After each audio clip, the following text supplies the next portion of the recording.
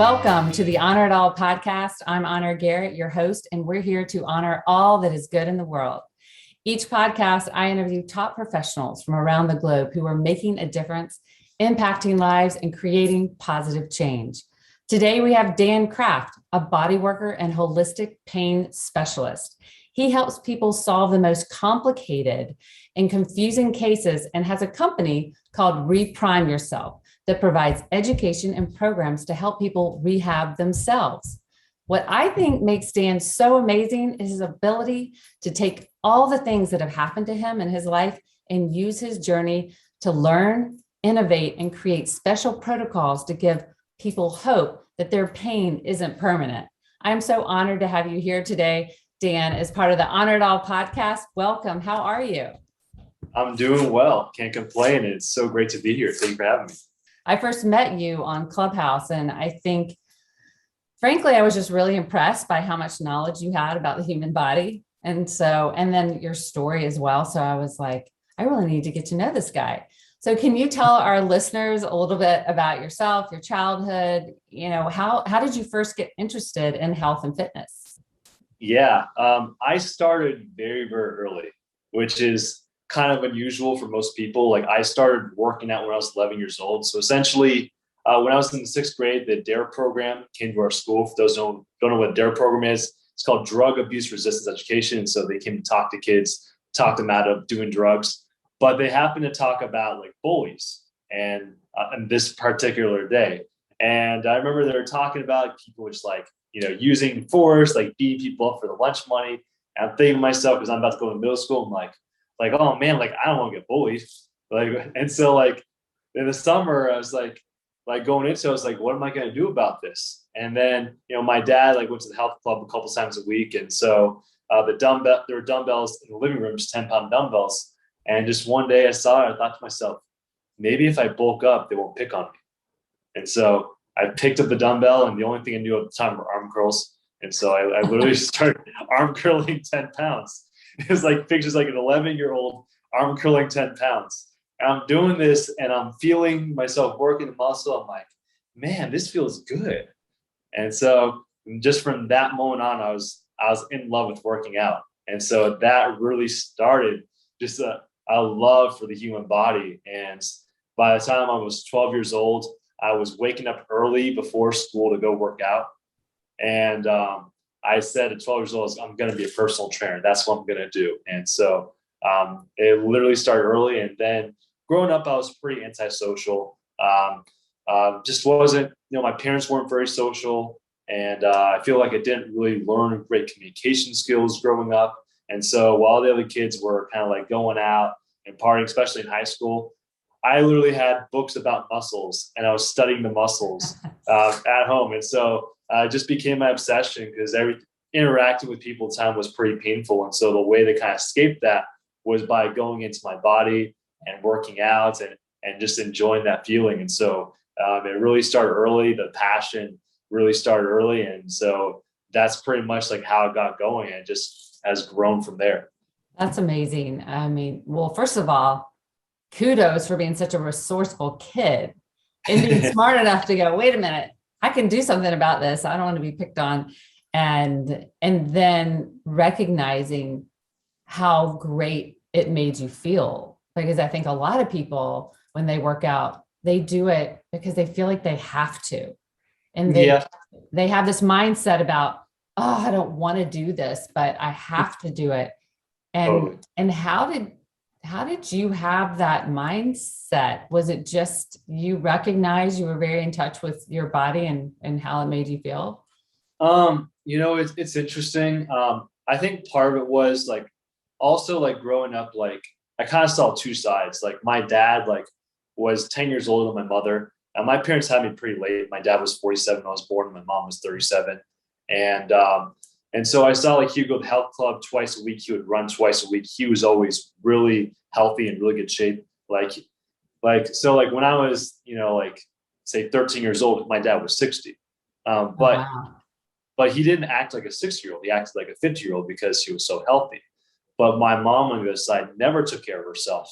And she was overweight my entire life and was unhealthy, taking lots of medications, She was also a nurse. And so she has indoctrinated this idea that whenever you have issues, there's a pill you can pop for it. And so I saw both sides growing up. And I think that combined with I just felt weak and I just didn't like that feeling. And so I think just those factors combined just led to me, starting to pick up weights. And then once I felt the feeling of it and the feeling like being strong and sore and all that, I just fell in love with it. So it just kind of grew from there. And that's pretty much started my journey to body awareness. Well, and honestly, if people would just give it a chance, they would realize that your brain and your gut are making serotonin and all the endorphins and all, so there's really a chemical and physical aspect of feeling better. Totally. I think also like from when I talk to people like who are not interested in working out, what I've found a lot of times is either their families weren't into it and they kind of ingrained that, or they had some bad experience at school. Like they tried a sport early on and they weren't good at it. And they just decided at that point that they weren't an athlete or they weren't physically gifted. And so that's something that I've found as I've talked to people as well, is that they had one bad experience. And then when we're young, we internalize that and we internalize it in a very black and white way. And then that becomes our identity. And then we just go on like that. And so every time they work out, they're resisting an identity that was built maybe when they were like 8 years old, 10 years old. And so it can be hard for them to overcome that because every time they do it, they're having that internal resistance that's pushing against them. Well, absolutely. And sometimes you create that when you're super young. They're internalizing it and it doesn't serve them anymore. And it's a lie. Yeah. People think that just because we think something, that it's true. But we tell lies to ourselves all day long. But what I found, and this also reflects my own experiences, that when people have a lot of anxiety or a lot of stress, that does have a significant impact on the nervous system. And just in the way that it operates, and just in a way it affects their bodies. And a lot of times people who are in pain had a prior history of anxiety, especially those who have gut issues. And so it is certainly something that's very, very important and something that's near and dear to me because I used to have a lot of anxiety. And so because of that, it's definitely a major player and something that is always addressed first rather than last. That's so good because I just think that so many people will come to a personal trainer or just want to get help and they do have a pain or whatever, but they think there's no way they can get out of it. And they don't realize that it could be connected to trauma. It could be connected to something else. So, that's really interesting. I mean, as a life coach myself, helping people navigate their journey is always of interest to me, but you really specialize in helping people eliminate and reduce pain. So do you take a holistic approach? What does that look like? Yeah, I definitely believe that holistic approach is ideal because my belief is that anything that happens within the body can be resolved within the body. Because if it wasn't there when you were born, that means something happened along the way. And so we just had to figure out what that thing is. And if we can figure out what that root cause is that caused whatever that reaction is, whether it was pain or gut issues or something else, then we can provide a solution to undo that and let the body heal itself. And the body wants to heal. The body is designed to repair itself. You learn that in science books that, the cells repair itself. Your body rebuilds its skeleton every 6 years. And so the body wants to repair itself. And that's why we sleep. That's why we digest food. That's why we absorb nutrients. So the body can repair what it uses. And so when someone is not healing, their body's not repairing itself, we have to ask the question, why? And usually what we find is that their body is locked into this stress or survival response that is essentially keeping the body stuck and preventing it from healing. Yeah, absolutely. That's brilliant. And if you can get people, I bet when people come to you, they just have these light bulb moments because you're bringing these concepts and ideas to them that they've really never even considered. So, what I would love for you to share with our audience, I know life can throw all of us a curveball. COVID did that, but even other things in your life that can kind of propel you into a different direction. And I know you have quite a story yourself. Would you share that with our audience? Yeah, absolutely. I first want to say is a lot of times like people, like when they're in pain, they feel like it's going to last forever or they can't get out of it. I think also because it can be so confusing because they don't know where it came from.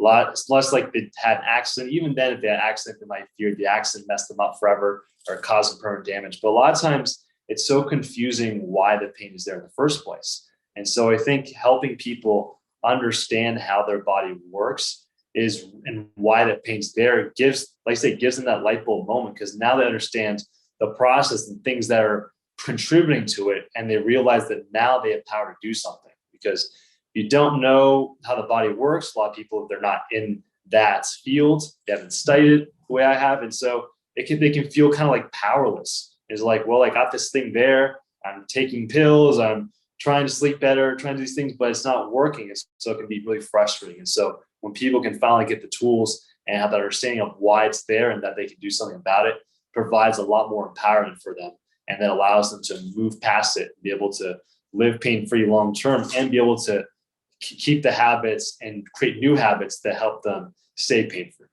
Absolutely. I mean, knowledge is power. So it's amazing. Just even in my journey over the last few years, the more I know, the more I do not know. I mean, you just keep learning so much, and it's fascinating. And I know you did have a traumatic incident. You had a surfing accident. And did you actually break your neck? Yeah. So when I was 12, I told you guys I want to be a personal trainer. So I got my degree in kinesiology in college. And then my first job out of college was at Equinox. And this was in West LA. And so this was my dream job. It was the job I was shooting for out of college. I knew that was like a high-end gym, they had good education, all that. Like this was the place I wanted to be. So I got that job. And so I became a trainer there. And so through that time, it was going pretty well. You have your ups and downs, first job, but I really found a passion for corrective exercise and fixing postural dysfunctions, movement issues. And I found that was really kind of where my zone of genius was. And I became really good at that. And then 9 months into it, I went on a surfing lesson with a member from the gym and another coworker. And that member has said he'd been surfing for 10 years. He wanted to get into instructing surfing. And so he invited me to come along. And so I said, sure, why not? I'm down to try it out. And so it was going fine. Then 2 hours in, we were sitting on our boards. I noticed he was straddling his board. So I decided to do the same. I'm just kind of following along. And we're sitting there in the middle of the ocean. A wave comes out of nowhere. And I have nowhere to go. And it's because I'm straddling my board. It's hard to get off it. So I try to get off. I jump off the board into the water. My body gets on the water. My head doesn't. The wave hits me in the side of the head, throws me back 20 feet. And from that point on, so I got up and I realized that I was a little bit dazed. So I was like, okay, I have a little bit of a concussion. I'm like, well, it's okay. It's just concussion. No big deal. Have had them before. So I go to work the next day because that was Sunday and everything's fine, concussed, but a little bit out of it, but I'm okay. I go to work the next day, I'm virtually symptom free. So I go back home and really tired from work. My roommate has a friend over and he's like, hey, let's get tacos for Taco Tuesday. When someone's like super excited, like, yo, let's get tacos. And I'm like, I'm just like, dude, it's like, you just got done from work. You're tired. You're like looking forward to relaxing. And then he's like, yeah, let's get tacos. And something in my gut told me, don't do it. But so I go along. And so we're driving there. My roommate's driving fast. We're going 45 in a 25 zone. And there's a storm doing this. The road is really choppy at one point. And then we hit a storm drain that's sticking out of the road. And the car bounces up and I feel something split and like right in the back of my head, just like right in this area. And then from then on, that's when things started to go downhill. I woke up the next day, my pain which was a 0.5 out of 10 like before that bumpy ride, now it was 9 out of 10. So I went to work, took care of a client, and then went straight to the emergency room because because I was just, I wasn't feeling good. And so told me it was just concussion, just rest, you'll get better. And so these I'm are like, the okay. ER doctors were telling you this, that Yeah. everything's okay? Okay. Yeah. They did a CT scan, and everything was good. So I'm like, okay, just concussion. But from that point on, commuting to work became a real problem. And so I was commuting 15 miles to work. LA is a very, very big city. And I became very sensitive to bumps in the road. Like every little bump would cause my head to snap back and get concussed every single time. And so every time I commuted to work, I would arrive, I'd be dazed, I'd be out of it. It would take me a little bit to get to it. And every continuous time I commuted to work, it got worse and worse. Eventually, I'd arrive at work feeling like I got hit in the head with the baseball bats. And so it just got worse and worse. And then I tried staying at coworkers' places and even sleeping in my car in the parking garage because I didn't want to commute from home. And so I just tried so hard because didn't want to lose this job because I'd worked so hard to get it. And so, but I just reached a point where I had to accept that my health had to come first. And so talked to my parents and we decided that best thing to do was to move back with them and basically move home, which, was humbling, when nobody wants to do that. I know, but it could be thankful you have parents that could take you in. I mean, it's a double-edged sword. It is. Yeah. There's definitely a sense of gratitude, having people that are there for you. Mm-hmm. But at the same time, it wasn't necessarily the most positive environment, even though I love them, they love me. Mm-hmm. And so I knew that I was going back into a negative environment, the one that really caused a lot of unhappiness in my childhood. And just humbling, going from being by yourself. And I felt like I was riding high. I felt like a lot of things were starting to go my way. And I was like, right when it happened, does everything just get pulled away? And so it was just a really painful time. And I was just really miserable. It was so bad. Like there were times where it was so bad where I was like, should I end this? Like that was a conversation. There was a conversation I had where it's like, should I end this? And then I thought about it. I was like, you know what? Let's give it 6 months. Let's see how it goes. Pain. Pain is so hard to be in, like real physical pain. Mm-hmm. I've talked to so many people who are in so much pain and chronic pain, and they've told me if I could have just pushed a button to end it all, I would have. Yeah, totally. So hard. So how did you make the transition? How did you find answers and get relief? What happened? Well, first it came from finding no answers. And so, everyone knows like when you're in pain, you got a problem, you go to the doctor. So I saw more doctors, saw more neurologists, saw more specialists, and they told me, it's just concussion, just rest, will get better. I'm like, well, and said at one point to the chief neurologist advisor, I've been resting for 6 months and I'm not getting better. So clearly something's going on here.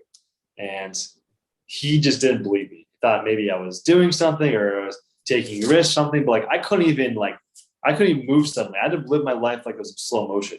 I couldn't drive more than 5 miles because everything would jar me. So I was literally living like a very minimal life. And so he just keeps telling me, just rest, will get better. I'm like, dude, I've been resting.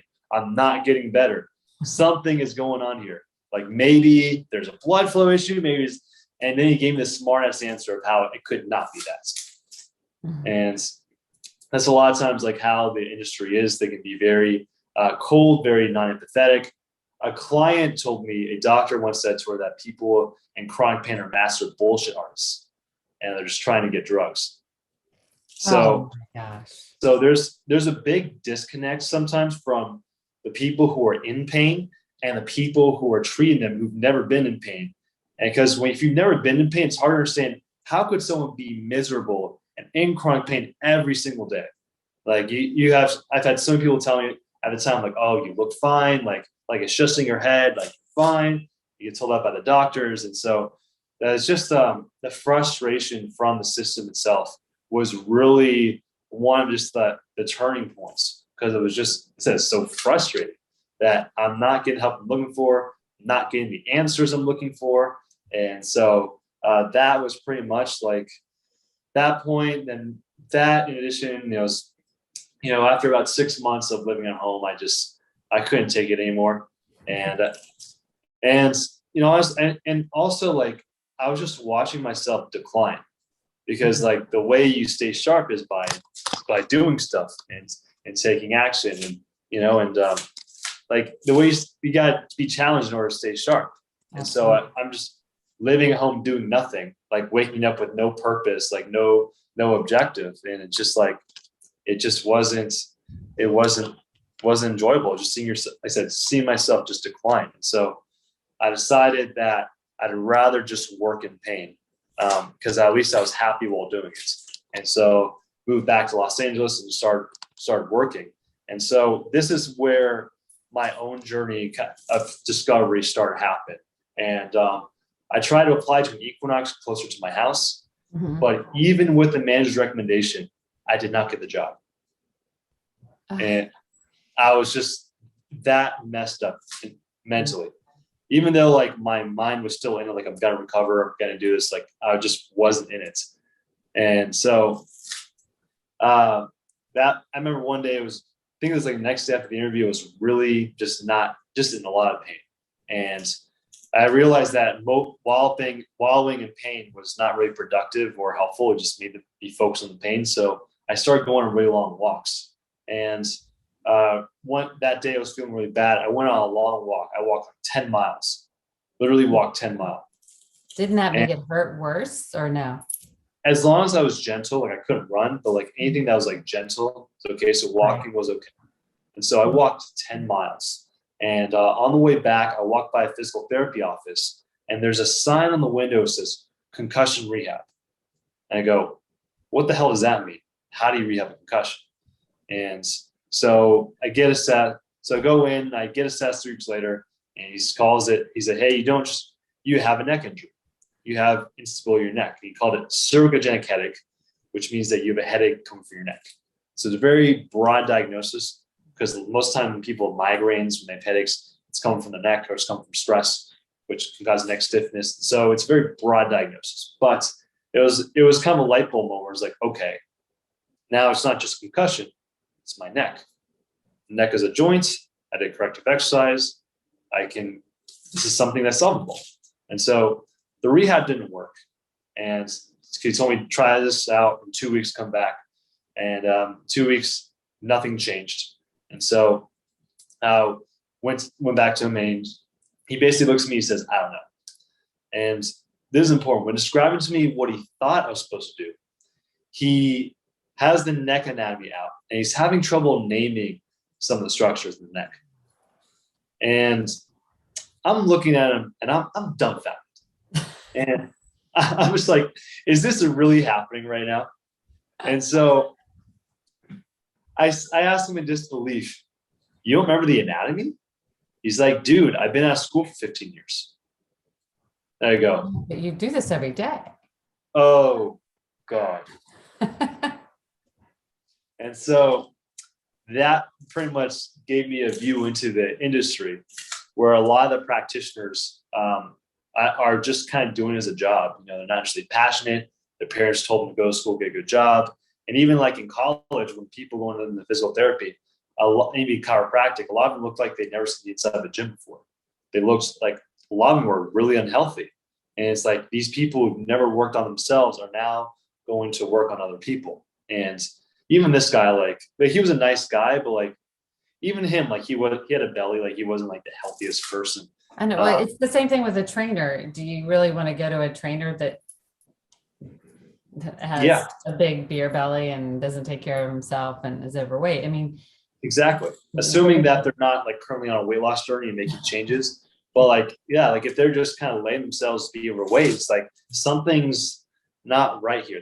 It's like, and so, I really believe that, our things that we call gifts often come from internal exploration that we then goes outward, because it's impossible to learn everything from reading a book. You need to apply it.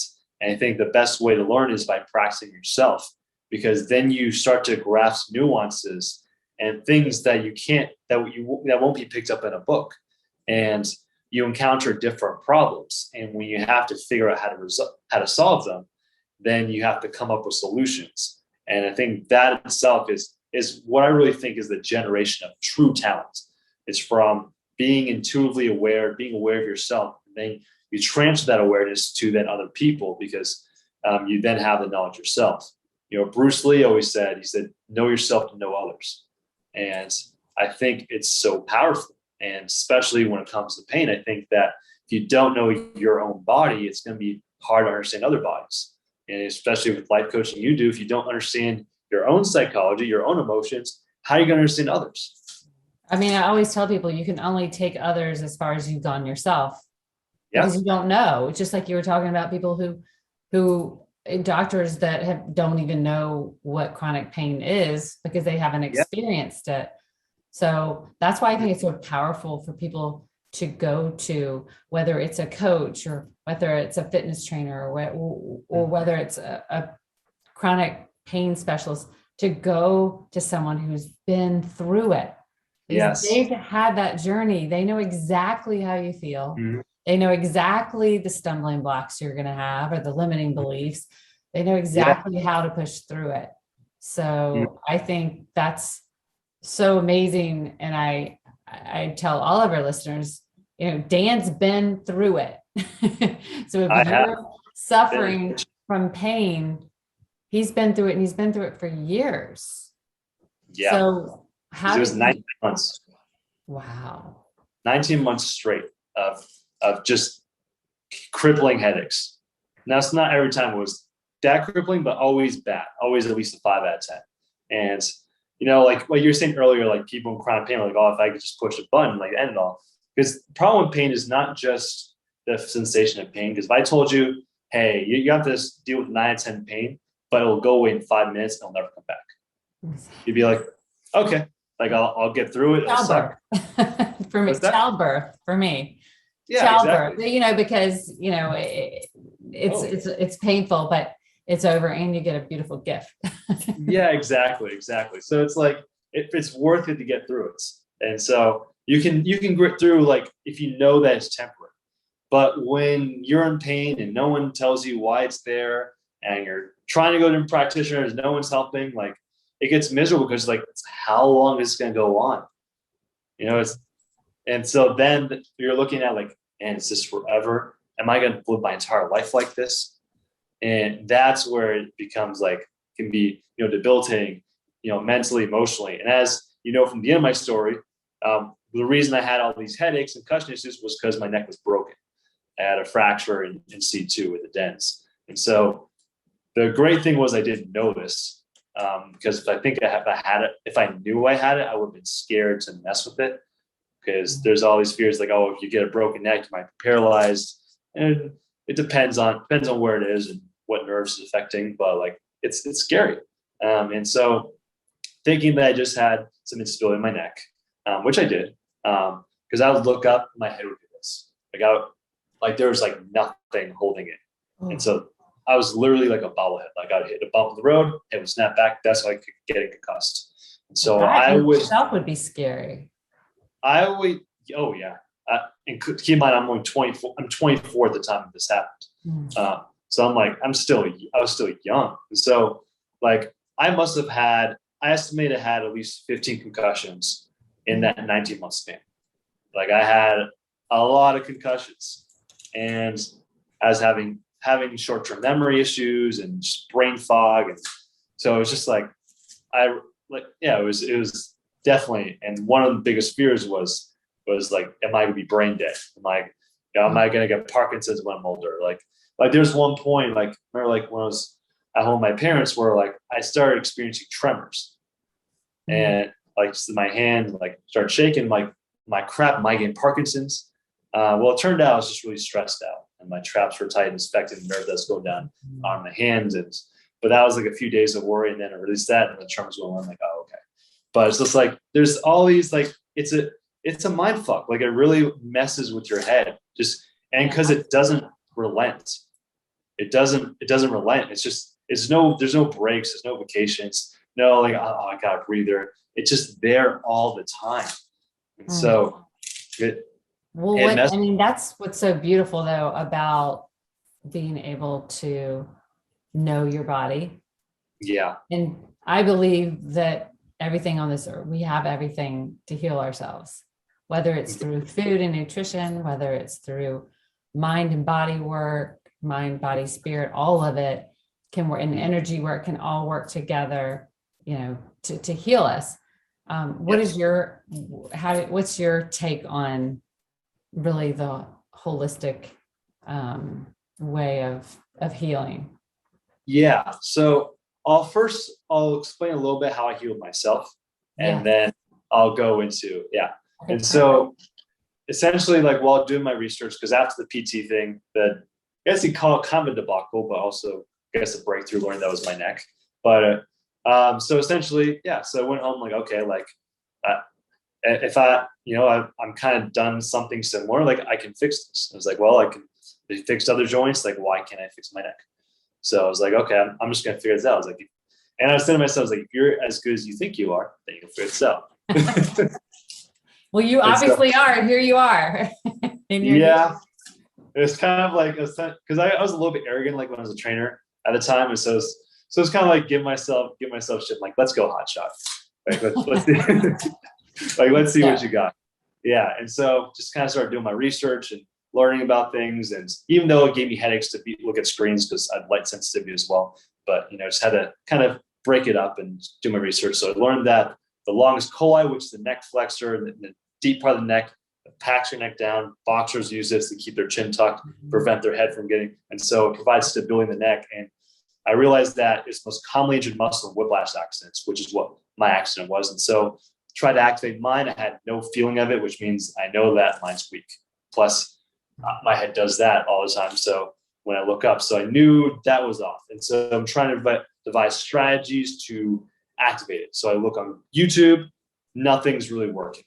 And so I start trying to integrate something I learned, this fascial connection called the deep front line, which literally connects your tongue to your diaphragm, to your deep core, to your pelvic floor, and goes all the way to your arches.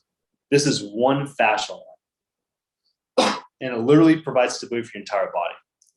Like people think about core, there's always debates like what constitutes the core? Is it just the torso? Is it the collarbone? It's literally your tongue to your arch of the foot. That is literally your core. And it's one fascial connection. Wow, And so, I didn't know that. That's interesting. yeah. And if you want, I can show you. There's a book called Anatomy Trains by Thomas Myers. I actually have this poster behind me. Okay. But they have a cadaver and they literally show the connection of all the muscle tissue going from the arch of the foot through the pelvic floor, through the diaphragm, even to the lungs and the heart and the tongue. And it's literally one fascial. And it's crazy. That is really crazy. And that makes you realize how everything is connected, right? Yeah. Everything Literally. is connected. Literally, we start as one cell and then it turned into a bunch of cells. Everything started from everything in the body's connected. Our skin's connected. Our organs are connected. Our muscles are connected. Our nerves are connected. I had a friend who made a post one time. He's just all nerves in the body. He's like, it said, regardless of what you name each nerve, it's all just one nerve. Because because it all connects back to the brain, just branches off into different areas. So and that's why functional medicine is so phenomenal, because you're trying to get to the root cause, and everybody just wants to address the symptom here and the symptom there. Or when you have back pain, you think it's your lower back, but really it's something else, your hip flexor or whatever it could be. It's totally all connected, but what you think it is might not be what it really is.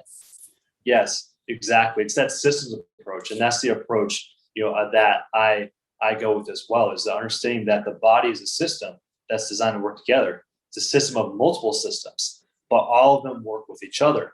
And when one system is off, other systems are going to be off too. You'll see symptoms in other systems as well. And so that's why a lot of times people are in pain, they have different symptoms that could be all over their body. Someone could give me a list of 30 symptoms. And sometimes the root cause is literally one thing.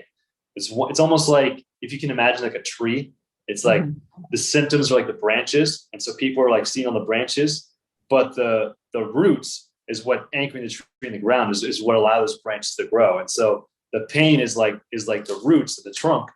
And then everything else that comes up from the ground is what they see. And so that's what they think the symptoms are. And it's really somewhere else that's hidden. Yeah. That's beautiful. That's a great picture. Yeah, That's awesome. So you healed yourself. Yes. So I had to address my anxiety. So I realized along the way that I had really bad TMJ, which is caused by anxiety, was actually pulling my neck out of alignment and was preventing my rehab exercises from working. And so I ran into a guy at one of the gyms working at who I used to work with before, who was just a really smart guy. And we're talking to him. He says, your TMJ is pulling your neck out of alignment. Didn't even assess me. He was one of those people, like, he could look at someone and know what was going on. And so he was a big influence on me because I ended up developing that skill too. I couldn't not develop it. I was like, I got to figure out what the hell he's seeing. And so I developed that, but it was like, okay, I was like, okay, at least that's something. And then later on, he told me, he said, you got to get your anxiety fixed, man. It's effing you up. Mm-hmm. And he's a very, very blunt person, not most emotionally intelligent. And yeah, but anyways, I was like, okay. So I go back home, I Google best books for anxiety. And so I come across this book. Is like the first search result. It's How to Stop Worrying and Start Living by Dale Carnegie. And I was like, I've never heard of this one before. I've heard of the other one, of course. I was like, that's interesting. And so that book changed my life. One technique from that book reduced my lifetime anxiety, because this is the most stressful point of my entire life, by 70% in 2 weeks. Wow. Yeah. And so what is that? What's the name of the book? How to Stop Worrying and Start Living. Okay. By Dale Carnegie, right? Dale Carnegie. Okay. I'm gonna have to look that up. Oh, it's a gem. It's like you realize as you go through a lot of these older books, like all these ideas, like when you first see them, you think like, oh, like you see Tony Robbins say something, or Ed Milet or someone else, and you're like, oh, like what a novel technique. It's like brand new. And then you go back into the books from the 1920s, 1800s, even earlier. You're like, what's like they knew about this back then? You're like, it's shocking when you realize it, but it's really and many true. of the famous philosophers, Plato, a lot of these quotes that we see today are based on a lot of their teachings. So it is interesting. But the one thing that I take away from all of this is the fact that you trusted your gut. You know, you knew something still wasn't right, and you were willing to figure it out and not just go, well, this is life, or, oh, I'm getting older, or, oh yeah, I just have a bad hip, or whatever it is. You were like, I can do something about this. And I think that's amazing. That's a great lesson. What would you say is your biggest lesson in your life? In my life? Mm-hmm. Oh man, that's a very broad question. I realized that when you're willing to do whatever it takes, I know it sounds so cliche, we hear it all the time. You guys got to be committed. You got to do whatever it takes. You got to believe it. But it's like when your back's against the wall and you are willing to dive and fail, the world just parts. It's like no problem is every problem just moves out of your way. Like it's pretty crazy. And so I felt like I just kind of cut through the problem. Once we resolved the anxiety part, things moved along. And 3 months later, I was completely healthy and completely out of pain. December 31st 2017 was my last day in pain. So 3 months later, I got the MRI. And so I was trying to get MRI for 6 months, but Obamacare delayed the hell out of it. And then the first doctor actually scheduled the wrong MRI. And so that took like a month. That took like 3 months to like schedule. And then when I tried to go back to the doctor, tell him that he scheduled the wrong MRI, he'd then moved out of network. So they get a new doctor. It took another like 4 weeks. And so by the time I got my MRI, it took 6 months. I was 3 months out of pain at that point. And wow. And so that's when the neurologist came in, and she says, Dan, we looked at MRI, found something very interesting. We found signs of an old Dens fracture, that's the C2, that has now healed properly. And I go, what? She goes, yeah, we were surprised because we didn't expect to find anything. I said, yeah, me neither. And so that was like the groundbreaking moment where it's like, wait, what? You're telling me I just rehabbed this by myself? My neck was broken the entire time. Like what? Like, so I'd say, now that I'm thinking about it, I'd say the biggest lesson I've learned is just, I think that so many of us are stressed out and we're worried about things that really in the grand scheme of things don't matter. And that is messing up our bodies. So essentially we have two nervous system states, kind of three. And so essentially we have our fight or flight, which is, of course, we're trying to escape danger. It's like animals chasing us, like we're trying to get away from danger or fight it off. Then we have our rest and digest. This is our parasympathetic state. This is where the body is repairing itself, restoring itself. Is like when you just woke up from a very deep sleep, is like you're relaxed. It's like you're chill. Like that's where your body restores itself. And so essentially when you're in fight or flight, your body's sending all the blood, all the nutrients, all the resources to your muscles so you can fight off the danger or escape it. And what's not doing is digesting food, absorbing nutrients, repairing cells. And so a lot of times in life, we experience things that we have stress responses to, even though they aren't physically dangerous. It might be like getting an argument with a spouse, could be financial issues, could be a lot of different things. Could be stress from work, a lot of different things. And a lot of times these things don't resolve quickly. Like if you're running away from a lion or tiger, once you're out of danger, it's like the danger's gone, things are resolved.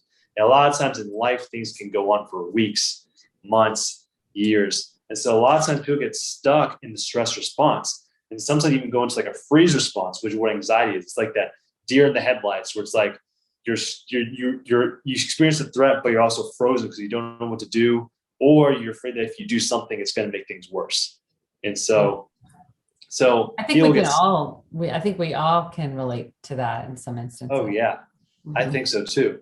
And so lots of people get stuck in this freeze response and they aren't regulating back to rest and digest, either because of trauma or things in the life that's happening, that's still going on, that's still stressing them out. And sometimes even just a mother with young kids, especially a single mother, can experience this because like it's nonstop. It just doesn't stop. And so what happens is we stay stuck in the stress state, sometimes in this freeze state. And what happens is our body doesn't repair itself. It's not restoring itself. It's not digesting food properly, or at least fully. Then we start having leaky gut issues, ulcerative colitis, IBS, all sorts of adrenal fatigue. Another one, yeah. All sorts of things because their body is not repairing itself.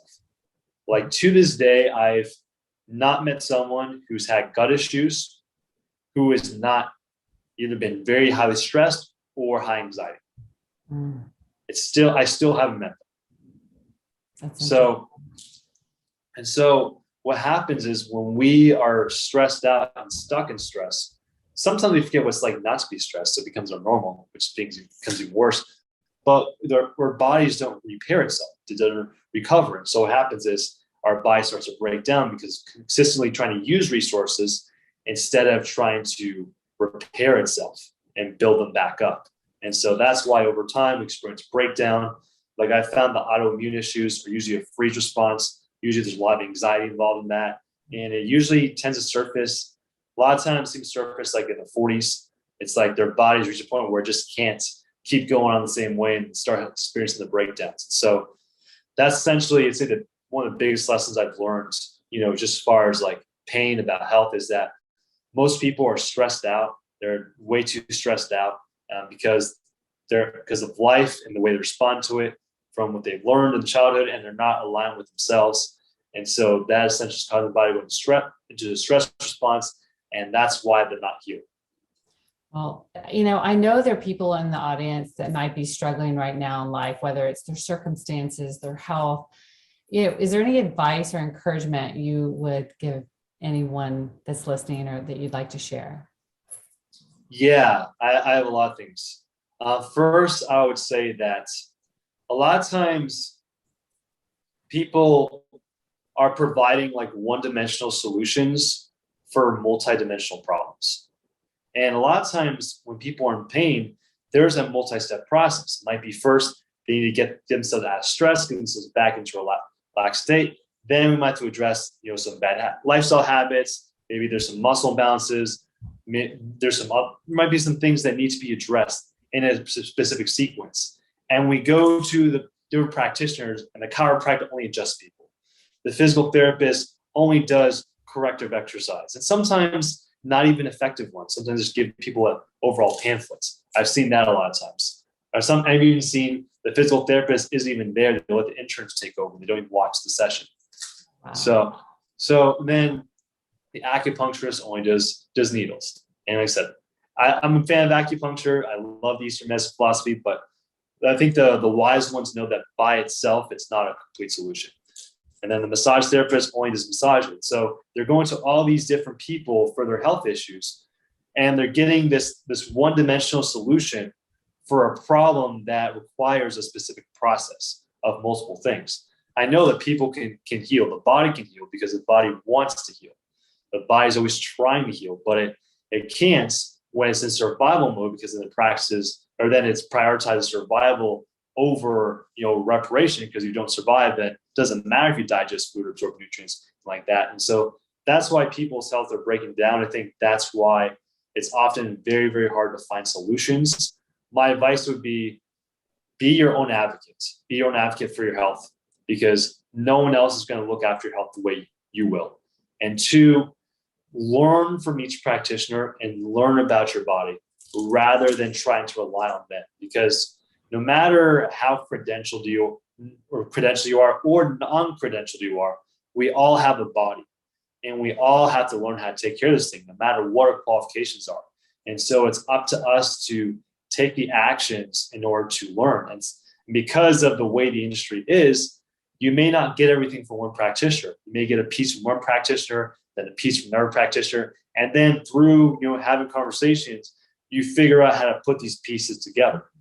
And so I would say come with a learning mindset. Come trying to learn, understand your body. And if you do that, then you're more likely to move forward, even when things don't work, because you'll find pieces here and there that you're able to grab and put together, and you'll be able to find your own recipe that works for you.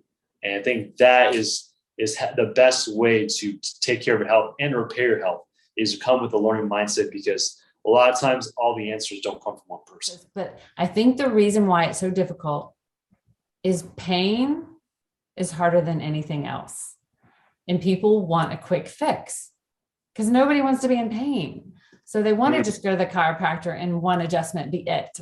And I'm so glad that you said it's a process and a system that can unfold to get to complete healing, right?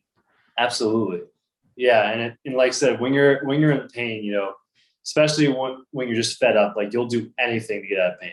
And that's why I said there is the medication. There's other practitioners who'll be like, oh, you just need an adjustment. You just need this. But the real practitioners, the great practitioners know that it is a process, and that is a multi-step process. And the real struggle sometimes is figuring out what that process is.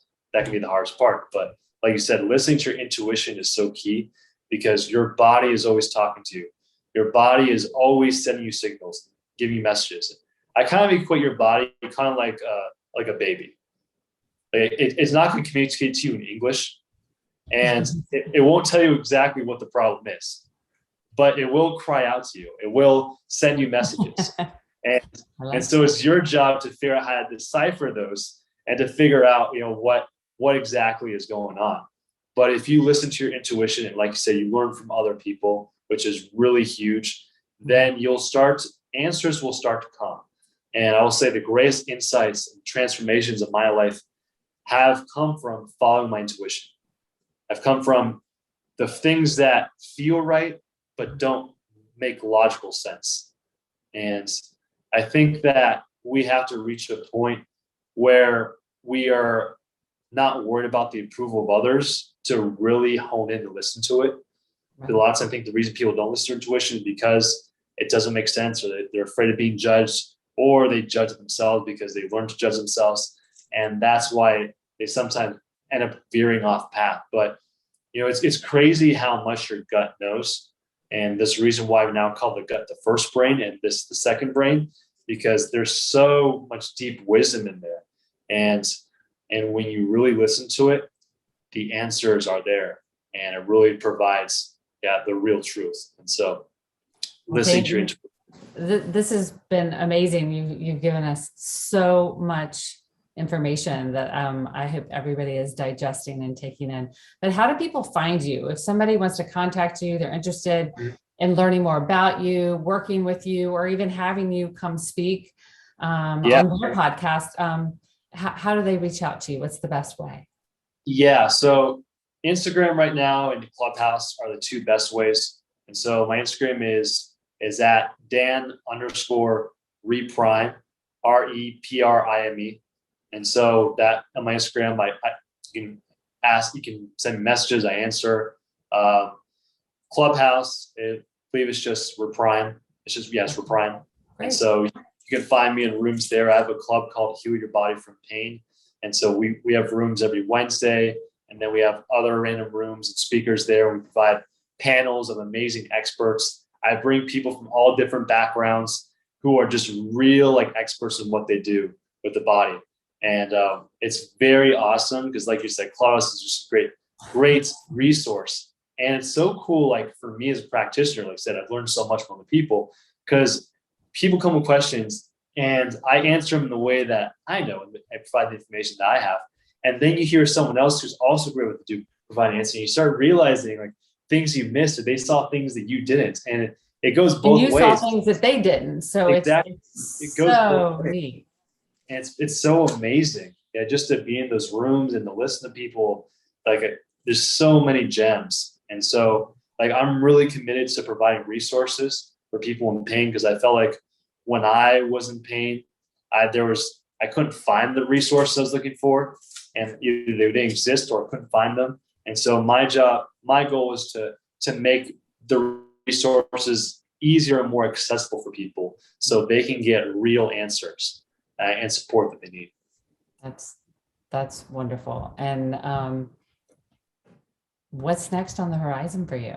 Do you have any big? I like to ask people that because you're in your craft and your genius right now doing this, but I always love to ask, do you have any long-term goals? Is there something big that you're reaching for? And we'd just love to know. Yes. My mission is to help 10 million people out of pain. I want to change the way this industry is seen, because people are not getting help they're looking for. And then a lot of times they're just getting drugs or surgery that's provided as the best answer, or a lot of times it isn't. And so I have a membership site membership that I just created. It's a monthly membership. It's very, very cheap. It's $27 a month, and provide videos and resources that go live twice a month. And it's to provide a resource for people. A lot of times when people are in pain, they aren't exactly financially in the best place. Either they've already spent a ton of money and their accounts are exhausted, or their pains prevent them from having a job. They're no longer struggling to work. They're on disability. And so I want to make getting the resources affordable for people. And so it's a way to get closer to me, because like I said, I go live, as well as I post live videos with different categories. It's cataloged in a way where you can, if you're looking for a certain thing, you can find it. And so I'm providing a lot of resource for people. So that way, if they have problems, they can go there, they can find it. And then on top of that, of course, I have Clubhouse, which I do for free. I have my Instagram, which is for free as well. And so my goal is to help 10 million people out of pain. I want to really kind of diversify. I want my company to grow real big. I want to get my message really out there. And so people really understand that your body can heal, that there is a way. They just haven't figured it out yet. And that's keywords, yet. So remember this, guys. Dan, Reprime Yourself. You were already stepping into that mission, and the people are come. You speak it and they're going to come. So I'm so excited about that for you. And yes. I'd love to end every podcast with the same question for each guest. So this podcast is called the Honor It All podcast. And I'd like to ask you, what are you choosing to honor today? Today, I'm choosing to honor my emotions.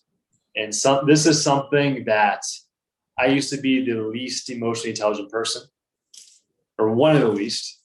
Because when I was in college, my social anxiety was so bad I couldn't hold a conversation. So it was pretty extreme, and I had to get through that. And I wasn't aware of a lot of the things that I was stuffing and pushing down.